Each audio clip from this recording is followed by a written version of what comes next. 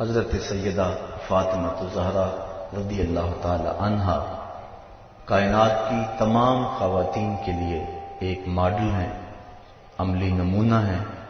ان کی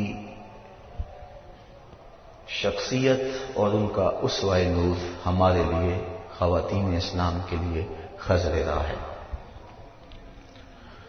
حضرت سیدہ فاطمہ الزہرا رضی اللہ تعالی عنہا کے مجد و شرف کے اسباب بیان کرتے ہوئے اقبال نے ایک بڑی خوبصورت بات کی۔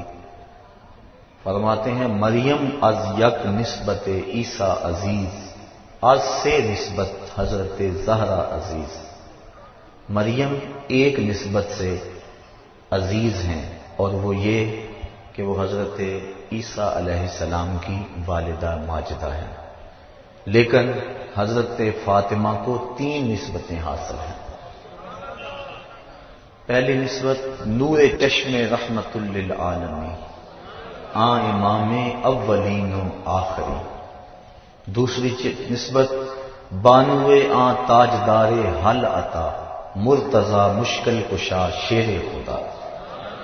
اور تیسری نسبت مادر مرکز پرکار عشق، مادر قافلہ سالار عشق۔ اقبال کہتا ہے کہ مریم عیسیٰ کی ماں ہے اور اللہ نے قرآن میں ان کے قصیدے بیان کیے، اور حضرت زہرا کو 3 نسبتیں ہیں کہ ایک تو وہ رسول خدا کی بیٹی ہیں، دوسری نسبت کہ وہ علی المرتضی مشکلات کے پردوں کو چیرنے والے حل عطا کی زوجہ ہیں، اور تیسرا حسین ابن علی کی ماں ہیں، جو عشق کی پرکار کا مرکز ہے اور جو کائنات کے عظیم وہ امام ہیں کہ جنہوں نے اپنا سر تو کٹا دیا لیکن اسلام کا پرچم جھکنے نہیں دیا۔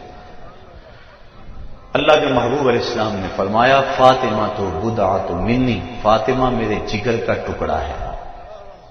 یہ اس دور میں کہا جب بیٹیوں کو زندہ درگور کر کے باپ فخر کرتے تھے۔ قرآن اٹھائیے، ارشاد فرمایا وَإِذَا الْمَوْءُودَةُ سُئِلَتْ بِأَيِّ ذَنبٍ قُتِلَتْ، قیامت کے دن قبروں میں گڑی ہوئی بچیاں اٹھائی جائیں گی، ان کے ظالم باپ کٹہرے میں ہوں گے۔ اللہ ان بچیوں سے پوچھے گا بِأَيِّ ذَنبٍ قُتِلَتْ، تمہیں قتل کیوں کیا گیا؟ مجرم تو کٹہرے میں کھڑے ہیں، مجرموں کو پوچھا جانا چاہیے تم نے کیوں قتل کیا؟ ان کے معصوم دامن پہ کون سا داغ دیکھا کہ تم برداشت نہ کر سکے؟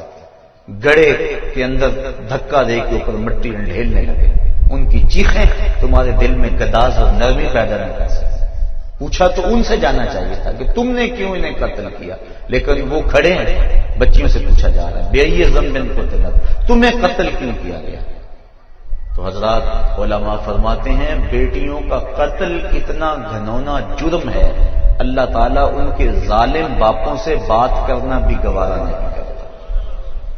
تو یہ ہے عرب کا معاشرہ کہ بیٹیوں کو زندہ درگور کیا جا رہا ہے۔ اس دور میں آج میں اپنی بیٹی کے لیے محبت کا کوئی جملہ بولوں، آپ اپنی بیٹی کے لیے کوئی پیار بھری بات کہہ دیں تو یہ بڑی بات نہیں ہے، کیونکہ اس دور میں بیٹی سے پیار باپ کے سینے میں کوٹ کوٹ کے دھرا ہے۔ تبھی تو بوڑھا باپ اپنی جھکی ہوئی کمر پہ گوریاں لاد لاد کے مزدوری کر رہا ہے کہ میں نے بیٹی کے ہاتھ پیلے کرنے۔ جوان بھائی فیکٹری میں اوور ٹائم لگا رہا ہے کہ میں نے اپنی بہن کی شادی کرنی۔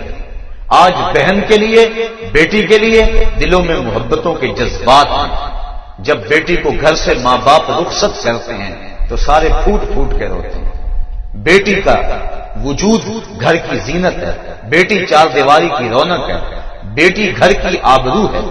آج اگر بیٹی کے لیے محبت کا کوئی جملہ میں اور آپ بولیں تو یہ بڑی بات نہیں ہے، لیکن جب بیٹیوں کو زندہ درگور کیا جا رہا تھا اس دور میں میرے آقا کریم نے کہا بیٹیوں کو قتل کرنے والے سن لیں، تم تو قتل کر کے فخر کرتے ہو، تم تو قتل کر کے آسودہ ہو جاتے ہو، لیکن میری بیٹی تو میرے جگر کا ٹکڑا ہے۔ حضور نے یہ محبت دی۔ جب سیدہ فاطمہ حضور علیہ السلام کی خدمت میں حاضر ہوتی تو حدیث میں آتا ہے فَأَجْلَسَهَا فِي مَجْلَسِهِ، حضور انہیں اپنی مسند پہ بٹھا کے اٹھ کے استقبال کہتے اور مرحبا کہہ کے پکارتے۔ اللہ اکبر۔ اور سیدہ فاطمہ الزہرا رضی اللہ تعالی عنہا نے بھی اپنے باپ کے ساتھ محبتوں کی جو داستانیں رقم کی ہیں، باپ اور بیٹی کا رشتہ، اللہ اکبر، نبوت کا آغاز ہوا تو یہ پھول کھلا۔ 41 سال عمر ہے حضور کی کہ سیدہ فاطمہ الزہرا کی ولادت باسعادت ہوئی، اور پھر 3 سال تک اللہ کے محبوب خاموشی سے تبلیغ کرتے رہے۔ پھر جب حکم ہوا لوگوں تک پیغام پہنچائیں، دعوت رشد و ہدایت دی جانے لگی، لوگوں نے حضور کے ساتھ جو سلوک کیا، کوئی بھی اہل ایمان اس سے بے خبر نہیں۔ کھدے ہوئے گڑے، بچھتے ہوئے کانٹے، اجریاں، کیا کچھ نہیں کیا گیا، کن کن راہوں سے حضور نہیں گزرے۔ آج تو ہمارے لیے دین بڑا آسان ہے، ہم مسجد میں آئے تو اے سی لگے ہوئے تھے، سردیوں میں گرم پانی دستیاب تھا، ہمارے لیے قالین بچھے ہوئے، ہم نے مشکل نہیں سہی اس دین کے لیے۔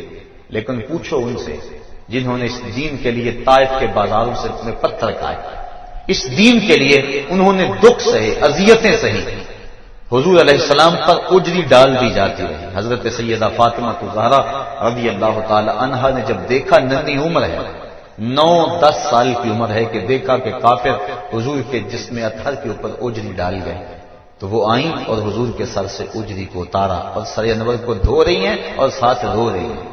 کبھی حضور کے جسم پر اس قدر پتھر مارے جاتے ہیں کہ جسم لہو لہان ہو جاتا ہے، خون رکنے نہیں پاتا۔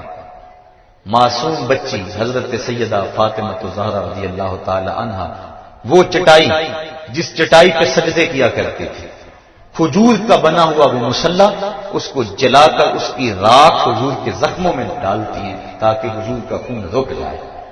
آقا کریم علیہ السلام سے کبھی شکوہ نہیں کیا۔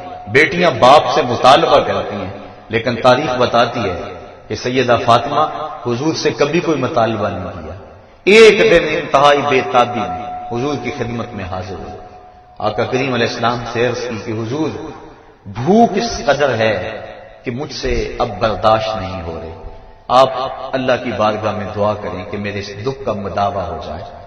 آقا کریم جب بیٹی کو بھوک اور پیاس کی حالت میں تڑپتے ہوئے دیکھا، کونین کے خزانوں کا مالک اگر چاہتا تو جنت سے خوشے حضور کھینچ کے زمین پہ لے آتے اور فاطمہ کا گھر پھلوں سے بھر دیتے، انہیں ایک لمحہ کی بھوک بھی برداشت نہ کرنا پڑتی۔ لیکن آقا کریم نے سیدہ فاطمہ کی پشت پہ ہاتھ پھیرا اور ساتھ دعا دی، اے اللہ میری بیٹی فاطمہ کو بھوک ستایا نہ کرے۔ سیدہ فرماتی ہیں کہ بھوک تو موجود رہتی، لیکن بھوک کی وجہ سے وہ جو تکلیف کا احساس ہوتا وہ ختم ہو گیا حضور کے ہاتھ پھیرنے کی وجہ سے۔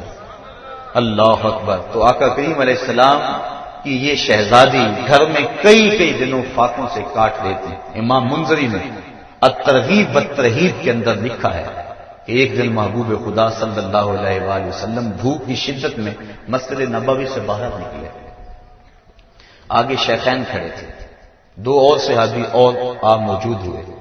چلتے چلتے حضرت ابو ایوب انصاری کے گھر کے قریب سے گزرنے لگے تو وہ خوشبو رسول سونگ کے جلدی گھر سے باہر آ گئے۔ آقا کریم علیہ السلام سے عرض کی، حضور آپ میرے مہمان بن جائیں، چند لمحوں کے لیے مجھے میزبانی کا شرف بخش دیں۔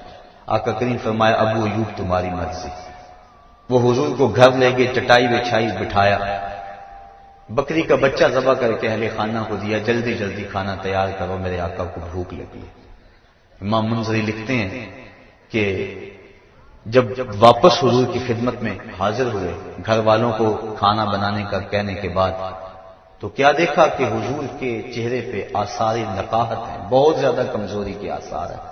جلدی سے گئے، کہیں سے کھجوروں کا ایک خوشہ لے آئے اور حضور کے سامنے رکھتے ہوئے عرض کی، حضور کھانا پکنے میں دیر ہے، اتنی دیر تک یہ کھجوریں تناول فرمائیں۔ پھر تھوڑی دیر کے بعد کھانا جب دسترخوان پہ لگ گیا، آقا کریم علیہ السلام کی نظر جب کھانے پہ پڑی تو حضور کی آنکھیں چھم چھم برسنے لگی۔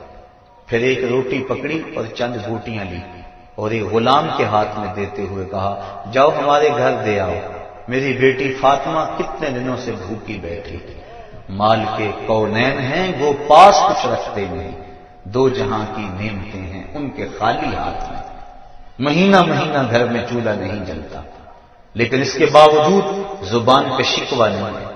بیٹی جب گھر سے چلتی ہے، آج تو بیٹیاں اپنے باپ سے خود جہیز کا مطالبہ کرتی، ایک معاشرے کا یہ روگ کہ غریب کی بیٹی کو قبول کرنے کو تیار نہیں، جہیز کی لعنت نے معاشرے کو ایسا جکڑا ہوا ہے کہ گھروں میں بیٹیاں بوڑھی ہو رہی ہیں، ماں باپ ان کی نیندیں اچاٹ ہیں، لیکن دوسری طرف بیٹی بھی مطالبہ کرتی ہے کہ مجھے یہ چاہیے اور مجھے وہ چاہیے۔ لیکن دنیا دیکھے اس منظر کو، جب دو جہاں کے سردار کے گھر سے آقا کریم کی بیٹی گھر سے نکلتی ہے تو جہیز ان کے پاس کیا ہے؟ ایک مشکیزہ، ایک چکی، ایک آفتابہ، ایک چٹائی کھجوروں کی، یہ ہے ان کا اثاثہ، یہ ہے ان کا سامان جو لے کر حضرت علی المرتضیٰ کے گھر میں پہنچتی ہیں۔